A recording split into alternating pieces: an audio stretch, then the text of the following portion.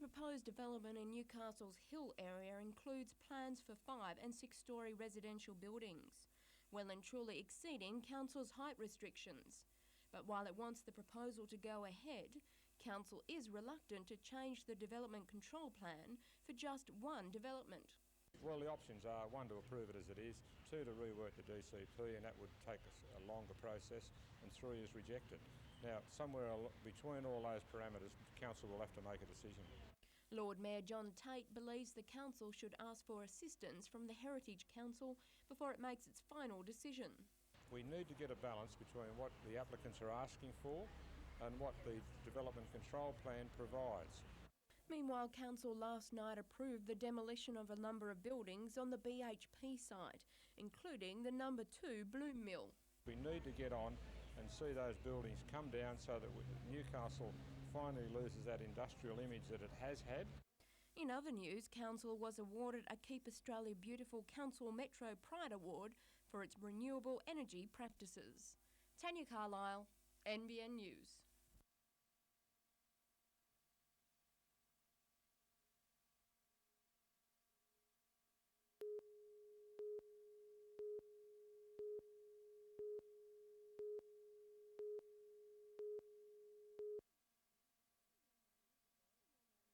Ten or more years ago, unskilled work in the steel or mining industry meant a secure job. Times have changed, but the attitudes of many young people have not. They're still vying for jobs in these fields despite the limited opportunities. A lot of students still think that there are going to be low-skilled and unskilled jobs available for them, when in fact this is not the case now. It's going to be even less the case by the time they leave school. The career aspirations of students have been compiled by the Hunter Valley Research Foundation after surveying Year 9 pupils in the area. There were about a third of the students who indicated that they just didn't know the areas where jobs were being created and shed. They didn't have any idea really of the structure of the economy. The foundation suggests service sector jobs are increasing as well as tertiary related work. The research also shows that girls are continuing to outperform boys, which has been a trend over the past 10 years. Girls are still more career focused and more ambitious than their male counterparts. One of the areas where boys obviously have some difficulty is in conflict resolution, so that's probably a major area for some of the boys' programs. Most schools have a gender equity policy in place and say it's just a matter of time until the balance is corrected. Vanessa Spark, NBN News.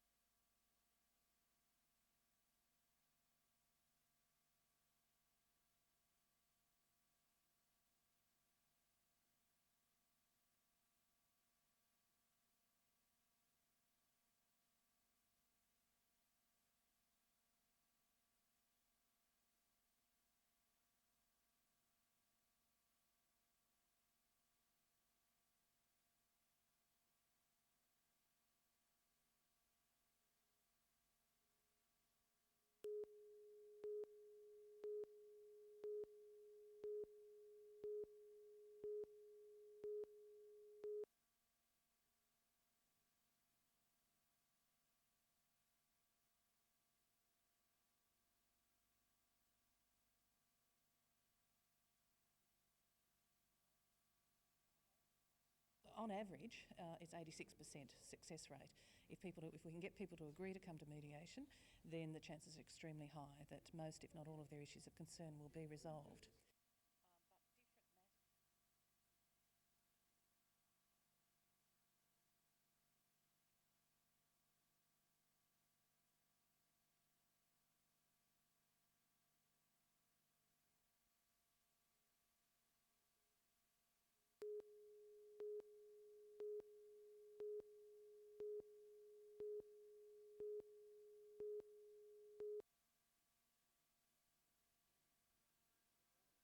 It's performances like this that have placed 15-year-old Jenna Roberts in the top 7 of the Career Start 99 program. And if she continues in this fashion, she just may take the cash pool of $50,000, a stepping stone for her to launch into professional ballet. I hope to go to the Australian Ballet School in year 2001, and after I graduate from there, I'd hope to get into the Australian Ballet Company, or if not, try overseas to the Royal or the English National. And with less than 1 week left to practice for the finals in Sydney, Jenna is confident that her training will place her in good stead. There's a very high standard in Newcastle, higher than anywhere else, I think. Having made it to the finals, Jenna has already won $5,000. But competition is not everything to Jenna, as she simply enjoys the art form she's become recognised for. Classical would be my favourite. I love classical, the music and just the style. Adam Harper, NBN News.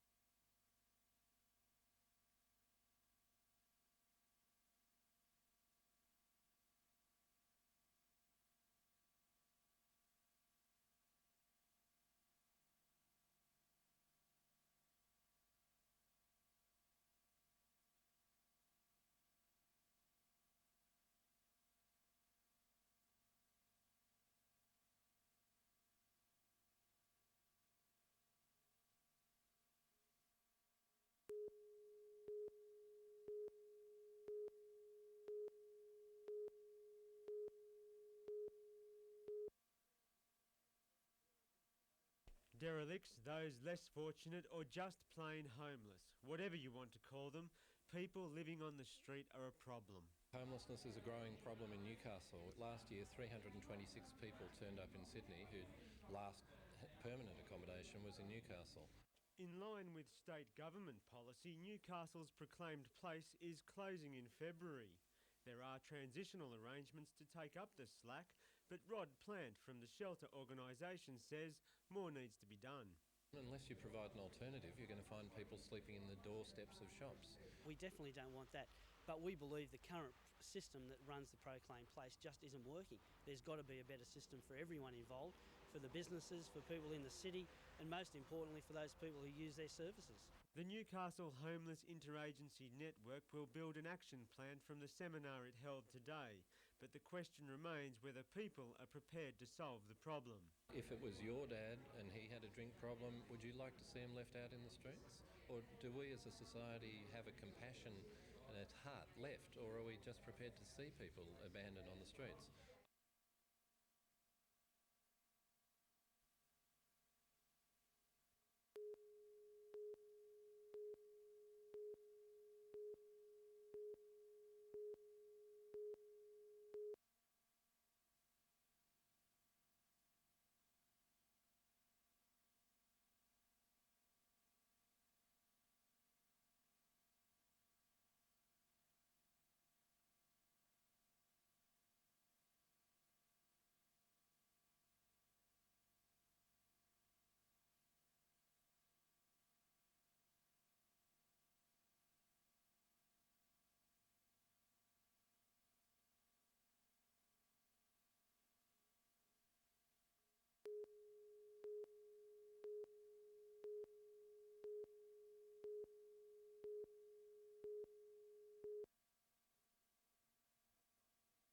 Take 19 keen inline hockey teams from Armidale to the south coast and you've got what is a bruising weekend of competition.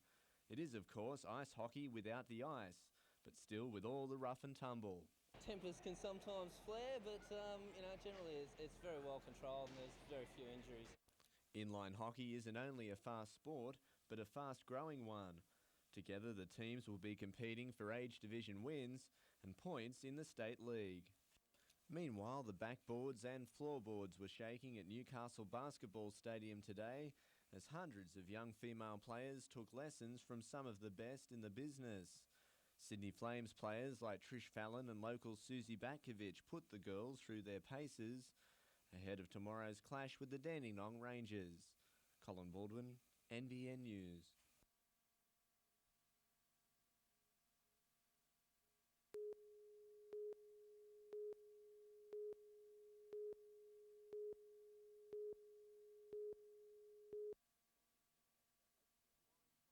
Hopes were flying high at Breakers Stadium that Newcastle would secure its first home win of the season, but they were soon dashed when Nick Sabelyak blasted the ball past Bob Catlin. 1-0 and the lead would have been more but for sturdy defence by the woodwork. From there the Breakers rallied, Shane Price's cross finding Sabelyak instead of Bonavolia, but working just the same. 1-1 and the real fireworks were to come. Adelaide and former Australian captain Alex Tobin earning a red card for this tackle on Andy Harper. Vidmar following suit after bringing down John Bonavolia. With 11 men to Adelaide's 9, the Breakers attacked and at times were unlucky. The second half saw them equally unable to post any points and captain Shane Price earn a one-match suspension. The crowd was less than pleased with the final result.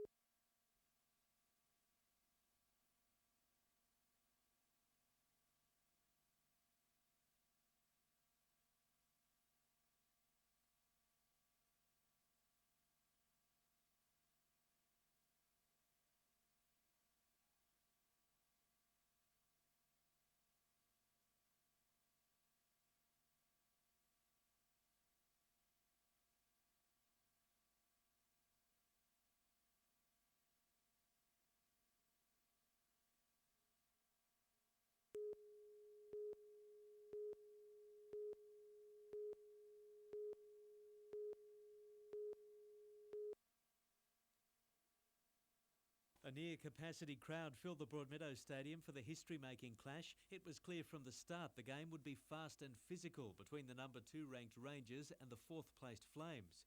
But despite being underdogs, the Flames edged ahead early, with former Newcastle player Susie Batkovic going on a point-scoring mission. Flames and Opal's teammate Trish Fallon was also outstanding.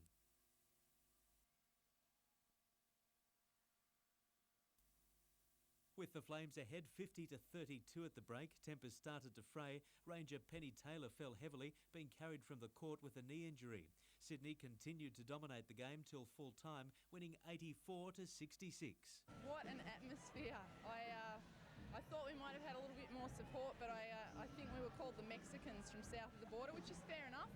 But the atmosphere was just terrific. Yeah, it's pretty exciting that we came away. We actually lost to that team beginning of the season. It's the second time we played them. We come away with a win, which was really good. Newcastle will support elite women athletes, whether it be netball or basketball. It really doesn't matter, but we just need some diversity in the sporting environment in Newcastle. Paul Lobb, NBN News.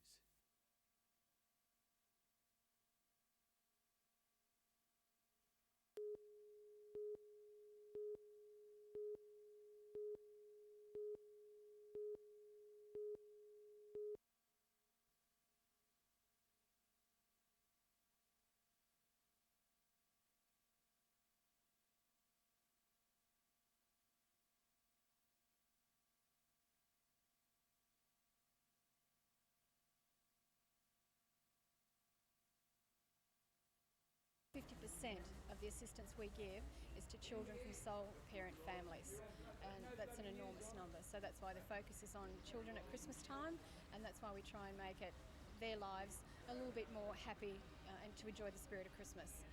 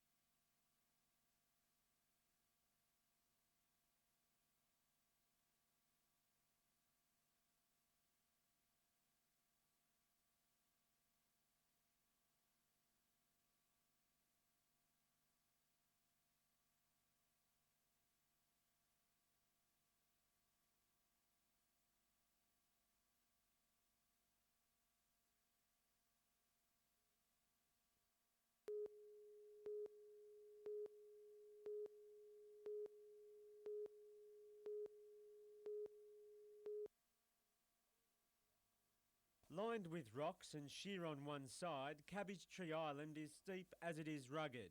Many creatures call it home, but Nicholas Carlisle and his helpers are only interested in one. Gould's petrels almost became extinct after rabbits were introduced to their island sanctuary in 1906. Now the pests are gone and the seabirds' numbers are growing.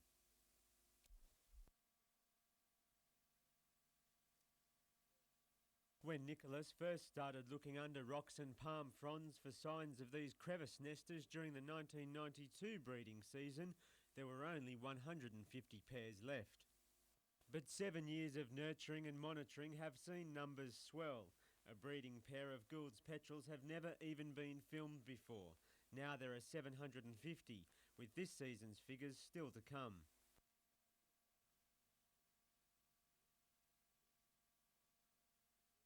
And for a slow breeding species, the fight for survival is always tough. And it's the only place in Australia that has these rock scree slopes where there are lots of boulders with lots of cavities for the birds to hang out in, and nowhere else is the environment like that. And so they're restricted to one place in the world, and they have a low reproductive rate. That makes it very difficult for people who like national parks and wildlife to be able to build their numbers up again. Gould's petrels called Cabbage Tree Island home, but they're not the only ones. Peregrine falcons patrol the skies, looking to feed on any petrels flying by day, while golden orb spiders finish off their own victims. As the sun sets behind Yakabar Headland, the little penguins come to life. And with cover of darkness, Gould's petrels also begin to arrive. Here, the first picture of one in the water. Back at the camp, the real work begins. The petrels are clumsy near land. Many of them fall to ground, amazingly uninjured. You're talking about a bird that spends all its time out in the open ocean, and then in the pitch black night it comes to a forest, falls down through the canopy, and then can land on the ground within a couple of metres of its hole and then go straight down the hole. We have no idea. We don't know what sort of cues they pick up on in the forest to know that they're near their home, but they manage to do it. It's one of the mysteries of Gould's petrel. Once the egg is laid, the males watch the nest, allowing the female to fly to sea and feed. But on a still night, they have trouble lifting off and try to climb the cabbage tree palms to get some launching height.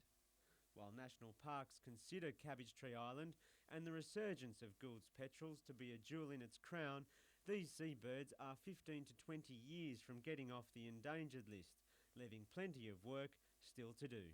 Because the female loses a heap of weight when she lays an egg, and a lot of the birds we're picking up at the moment are females who've already come in tonight. Laid an egg, and they're ready to get out again, and we're finding them scrabbling their way through the forest. Do you mind if I pick up that bird? No. Right.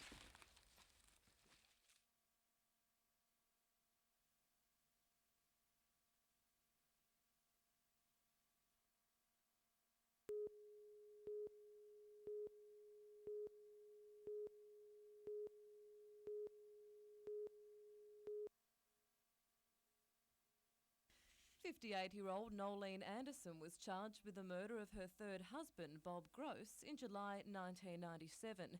The arrest followed evidence from a listening device installed in the couple's Rocky Point home on the Central Coast, which led police to Mr Gross's decomposed body underneath the house almost 2 years after he was reported missing. Mrs Anderson has pleaded not guilty to the charge of murder. In Newcastle Supreme Court today, friends of the couple told how during a visit to the house, Mr Gross, a bricklayer by trade, pointed out an underground pit Nolene had asked him to build. Percy Blinman, an architect, said he asked his friend Bob why he built the pit, to which he replied, "I don't know, Nolene wanted me to build that for her." Mr Blinman's wife, Margaret, also saw the pit and when asked to describe the couple's relationship said she used to put him down quite a bit and just didn't treat him right. She also said that Gross told her husband, "She's only using me, she's taking me for everything that I've got." The dead man's daughter, Danita, also took the stand briefly but broke down when pressed for details on her father's alleged drinking problem. The trial continues tomorrow. Helen Kapalos, NBN News.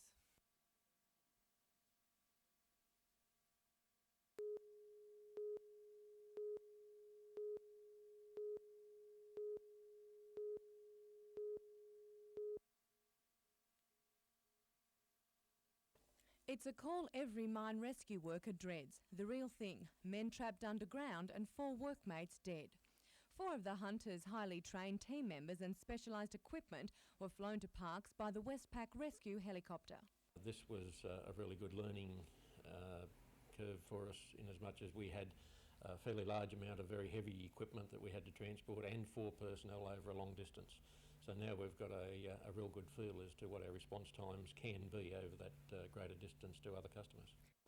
Today they were back on the job in Newcastle, training other workers in mine safety and how to deal with an underground crisis. It's this kind of training that gives rescue teams the edge when it comes to responding to real-life tragedies. We try to ensure that the training is as close to real life as possible, and we tend to put the pressure on them in the training that they will be exposed to in the real life situation, and that was quite evident in the reaction of the trainees that we spoke to and addressed last night after the incident. The death of the 4 men has hit the mining industry hard. Rescue members devastated at the loss of 4 of their own. Amanda Bolger, NBN News.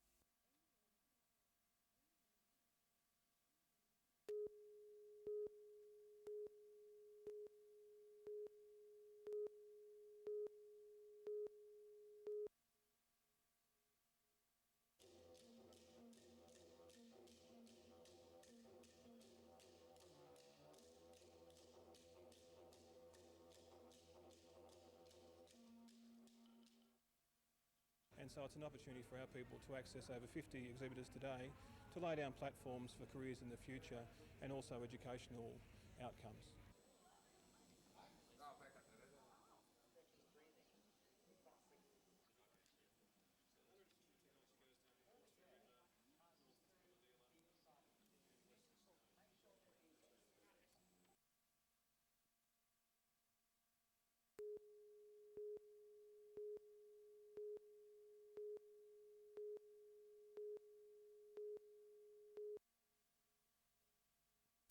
Trying to cross Cessnock's Vincent Street can be at times a health hazard. Semi-trailers roar along the narrow thoroughfare at regular intervals, a less than ideal situation for pedestrians and motorists alike. But this congestion could soon be a thing of the past. Roads Minister Carl Scully has told Council his government will put up $10 million to fix the problems. Well, the people of Cessnock shouldn't have to put up with smelly, loud trucks driving through their shopping centre, and that's what we're trying to prevent. If the Mayor has anything to do with it, the road could be upgraded in as little as 2 years. I have a determination to make Vincent Street Cessnock a safer and better place to shop in. And the best place where we can start to do that is to have the trucks removed from Vincent Street. And it seems more good news may still come for the people of Cessnock. The Minister has indicated to us that in the very near future he'll be announcing the final route for the Kurri Kurri Outer Maitland bypass route. So that may be good news for us as well. Council officers will now draw up plans for the redevelopment. Tanya Carlisle, NBN News.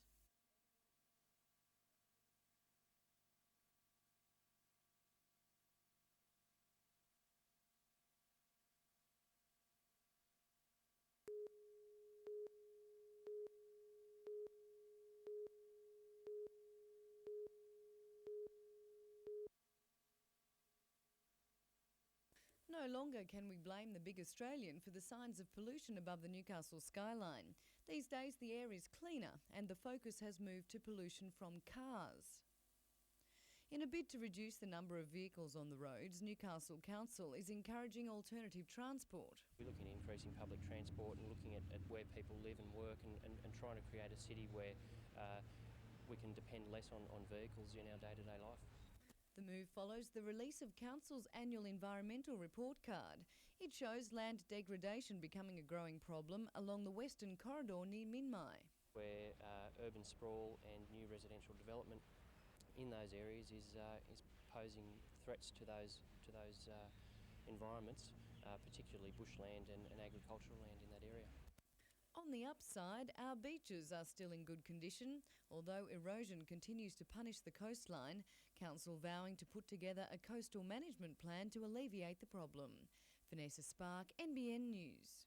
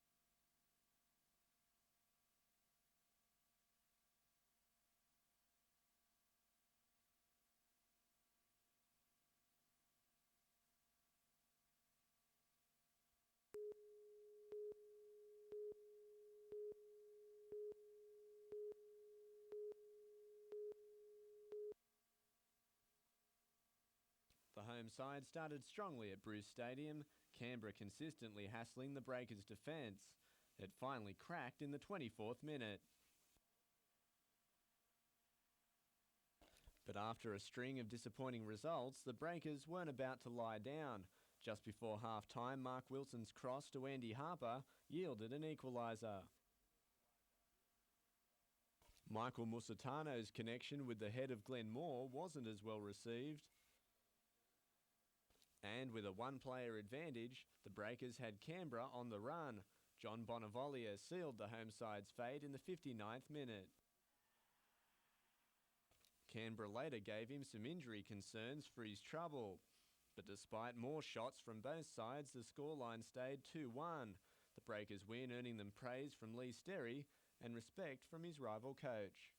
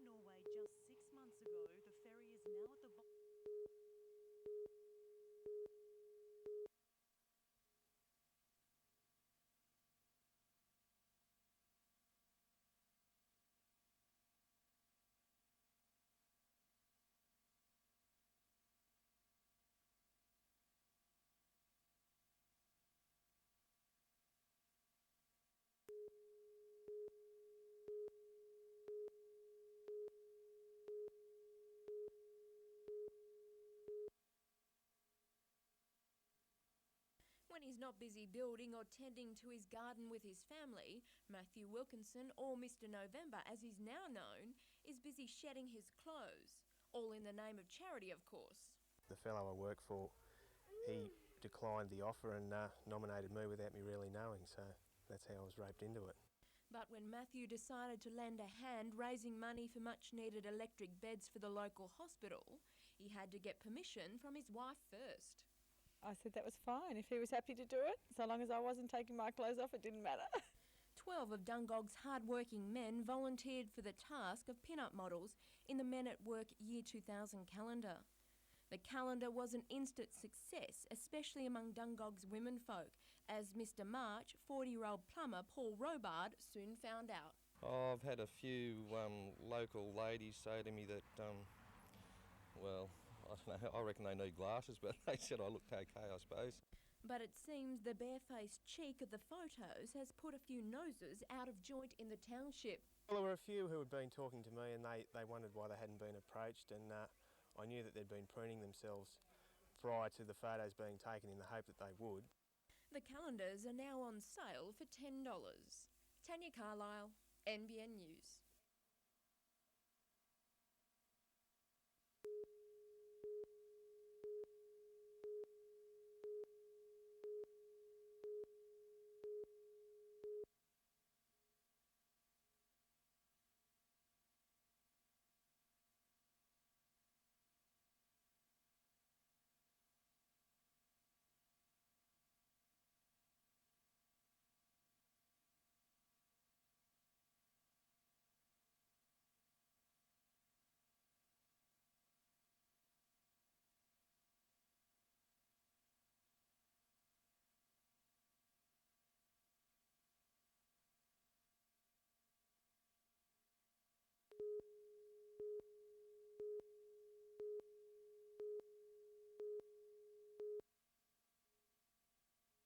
Family and friends who have lost loved ones to AIDS today found comfort and support at the official launch of the book in Newcastle. It includes moving statements, stories and memories of people who have died of AIDS. The book gives those left behind something to hold on to, as well as giving those untouched by HIV a real-life insight into the reality of the disease. I think the message of 2 Stars is that AIDS is a disease that can inflict itself on any individual or family, irrespective of that person's sexuality. It's hoped the book will reach out to younger generations, offering both an educational and emotional experience. The book is intended as an uplifting read, a book that honours those who have left us and tells little biographical details of their lives, and also gives us an emotive quote from that person's family life. Amanda Bolger, NBN News.